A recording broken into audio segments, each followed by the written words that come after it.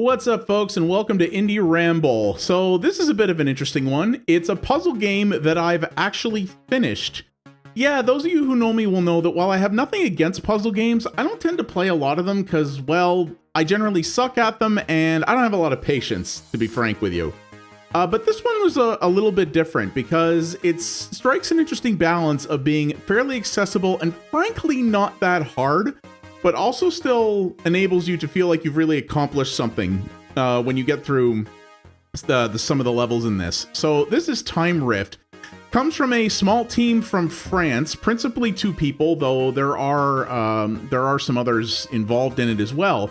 And it's a puzzle game. It's supposed to be about hacking, but that's just kind of the layer, I guess, that they put underneath the story.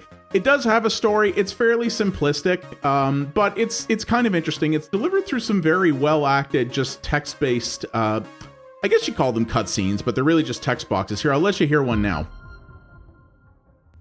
Okay, so this server gets a bit interesting. The engineers really outdid themselves in this part of the vault. I could read the script for this feature, but I kind of don't want to spoil it for you. So let's just say, I think you'll enjoy this. So the idea behind this game is that you're supposed to be doing what's called penetration testing on these electronic systems, and that is a fancy IT term for you're trying to hack into things, is the idea. And as you can see, you're doing it in this kind of virtual world sort of thing. Got a little bit of a Tron color vibe going on. I think it's pretty interesting. It's graphically fairly simplistic, but also I think looks pretty cool. And you're going to uncover this story and this little narrative as you go through the different systems in the game and learn more about the characters and stuff like that. The story is really nothing to write home about, in my opinion, but it's cool that they have a little sort of, you know, a little narrative to tie things together. I think that's pretty cool. So I'm at about a little under the midway point right now because the early levels of this are fairly straightforward. The cool thing about this game is that it's always throwing new mechanics at you, sort of pretty much almost right up until the end. Every few levels you're going to get something new to do, so it's not just solving puzzles sort of the same core way every time, I guess you'd say. I do find that the level difficulty is a little bit uneven. A lot of the early part of the game is tutorializing you on fairly basic things, but it does advance more later, and there are a few levels in the middle that are just particularly challenging, and the end ones, of course, are the most challenging of all. So I have not unlocked nearly all the mechanics at this point in the game, but I didn't want to spoil everything for you because sort of some of the new things that you learn are kind of the main point.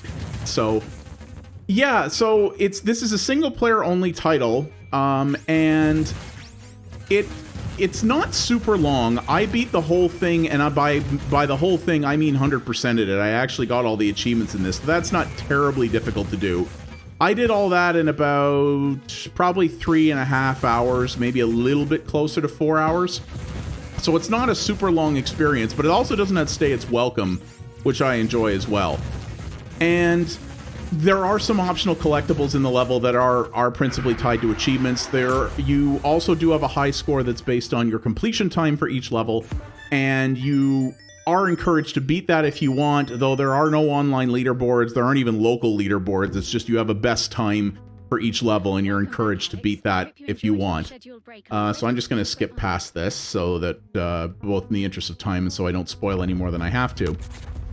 And you're kind of seeing the meat of this, to be honest. Like you see there, we got a little different mechanic there, which are those gates that work a little bit differently. And it does drip feed those to you in an interesting way that I think is cool. And you may see me doing that. So yeah, one of the story tenets in this is that this is the age of quantum computing, which basically allows you to, for lack of a better term, and this is why the game is called Time Rift, to manipulate time as you're going through these. Not really how quantum computing works, but that's cool. We'll leave it at that. So you have 3 different ways you can manipulate time. You can rewind time all the way back to the start of the level if you like, and in some levels you're actually required to use that, which I think is actually a pretty cool concept. You can slow down time, and there's no limit to this. You can run this as long as you want. though you will see that the actual timer for scoring purposes actually is moving at the same rate, even if you're slowed down. And you can just do this. So you can pause and sort of contemplate what's coming ahead of you, though, of course, the timer doesn't stop then either. But since there isn't really much in the way of a really true high score system in this game, you're not incentivized to worry about the time unless you want to do that. Alternatively as well, a lot of these levels can be beaten without actually getting all the collectibles and things like that. So if you just want to sort of brute force your way through it, you absolutely can if you want. And you're seeing what's happening here when I touch these little directional buttons. So that pink stuff on the end, the game calls the roving firewall. And again, that's not like any firewall I've ever seen, but hey, that's fine. And the way this works is it will pursue you and sort of force auto-scroll you down, but if you touch one of these directions, you will not only change the auto-scroll direction, you'll sort of recenter the screen, so it gives you a bit more time to do things. It's an interesting concept and kind of a cool gameplay idea that I don't think I've seen in anything like this before, to be honest with you. And yeah, I found it quite interesting. So this is kind of the core conceit of this. This is a game that's relatively simple in presentation and narrative, and even the puzzles themselves are not that difficult, because if you really wanted to, you could definitely play this game in a much more challenging fashion, where you forcefully limit yourself to only utilizing the time mechanics, i.e. the slowdown and the rewind when you had to, otherwise forcing yourself to restart the level. You could certainly do that if you wanted, and while the game doesn't require that at all, and is frankly kind of easy without it, it does provide a cool option for people who do really want to work for it, if you will, and who really want to put in the effort to do this thing perfectly. I think this could also be a really cool speedrunning game, actually. There's a lot of incentives in this to enable speedrunners to do some pretty cool things, I think. And I do like that idea very much as well. But if you're just playing it sort of the normal way, quote unquote, there really isn't much challenge at all, because even the levels that are fairly challenging, you can just rewind in perpetuity out of. You get stuck in a puzzle, you're like, oh, screwed that up, back I go, and you just keep doing that. I'll be honest with you, that's exactly what I did. And it would be kind of interesting, I think, to see a difficulty mode added to this that actually enforces those limits on you, because while, of course, you can choose to play it in such a way. So here's another new mechanic it unlocked here. These are actually really neat. You have to do some interesting stuff with these later on. So while you do have the option, of course, to not use the time abilities, the fact that they're never locked out makes it very tempting and is going to make it hard for some people to resist. I think if they had a difficulty mode where it was tuned to say you only have the ability to use the time manipulation powers when the only time we're going to let you use them is when you have to in order to solve a level, I think that would be kind of interesting. Obviously, a leaderboard functionality of some kind would be nice as well, just to, again, make it a little more, just to add that little bit extra challenge element. But the thing that I liked about this is, as a guy who is not really into puzzle games, again, because I'm not really good at them and because I'm not a patient person generally for that kind of thing, I actually enjoyed this because it strikes a very good balance between challenging you quite a bit in some regards, but also making it, I said challenge in quite a few regards. That's a bad way of phrasing it. It challenges you in the fact that it gives you lots of different mechanics to work with at a fairly rapid pace. The game itself is not terribly challenging at all if you're playing it the normal way. But the thing that I like about it is that it makes you feel accomplished, I guess you could say. Even though this is a pretty easy puzzle game, it's not so easy that at the end I was like, well, that was boring because it was so simple, or, it almost felt patronizing because it was so easy, something like it. It's not like that. It's a game where you can still feel like you've accomplished something, and you get the sort of I am smart feeling of solving the puzzles, even if it's not overly mechanically difficult. And I can appreciate that, you know, as someone who likes the puzzle genre, but as I've said before, really doesn't have a lot of patience for it.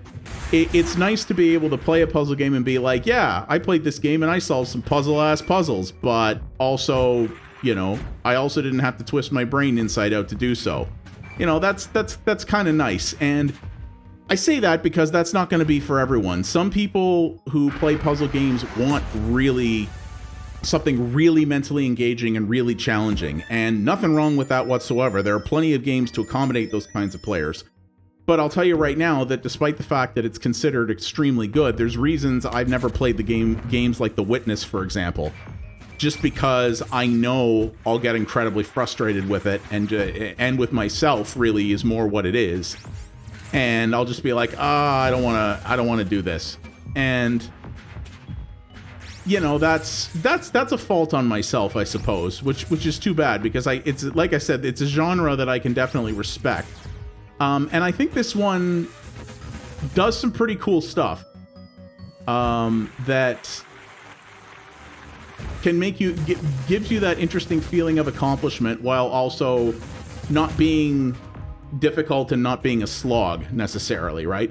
I think the longest I got stuck on any level was one of the end levels, and even that wasn't that long. But at the end of it, I was kind of like, oh, that was fun, you know? Yeah, just a really interesting balance is the way I can put it.